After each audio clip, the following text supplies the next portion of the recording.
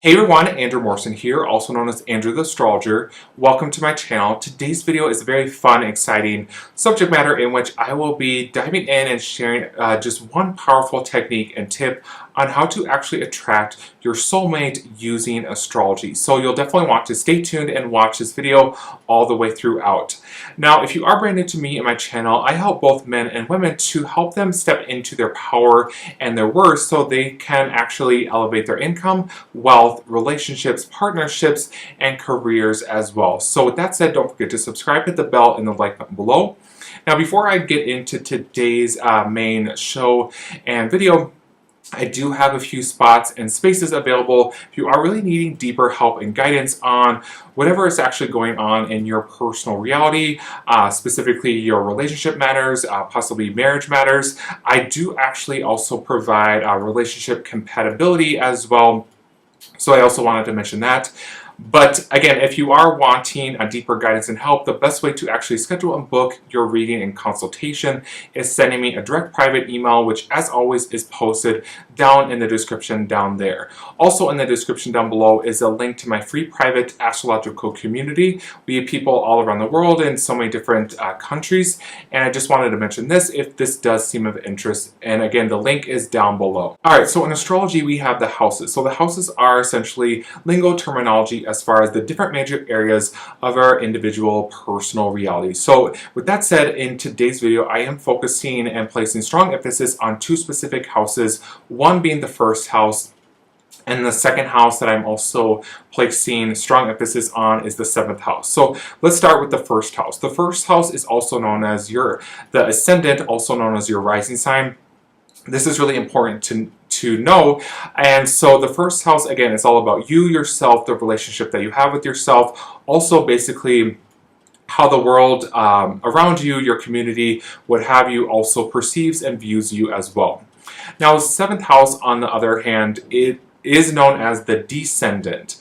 And so this is really important because the seventh house is the area of our personal realities that is connected to relationships and marriages.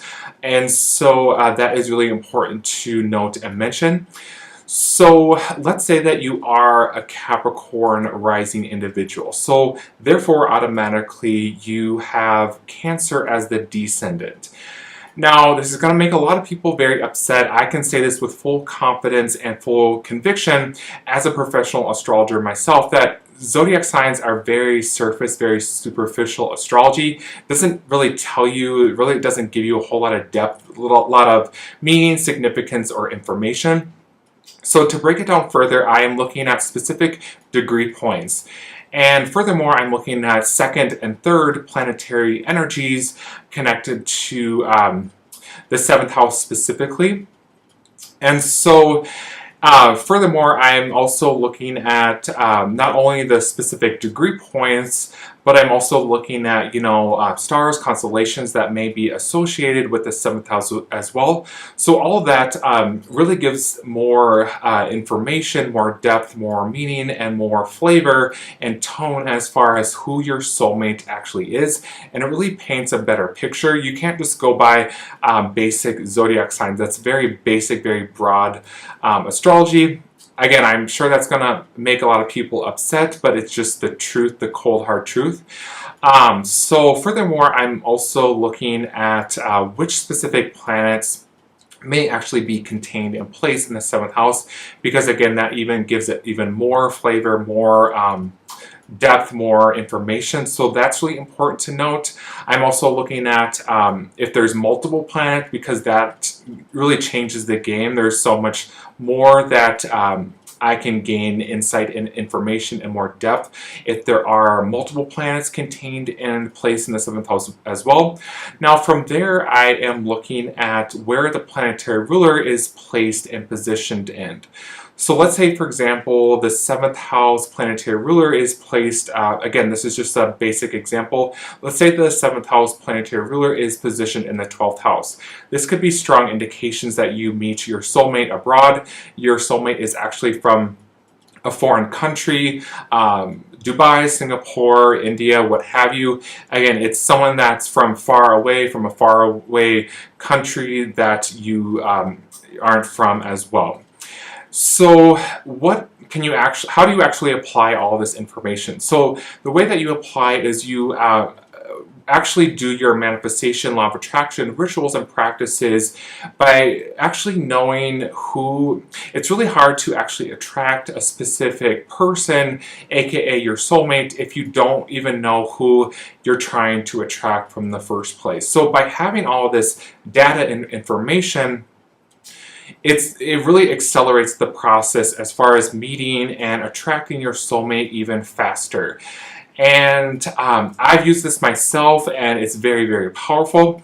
And I also really want to stress the point that you should never actually read your own individual chart. And so you have to understand that astrology is very systematic, very technical. There's hundreds of mathematical equations, so you don't know what you're doing.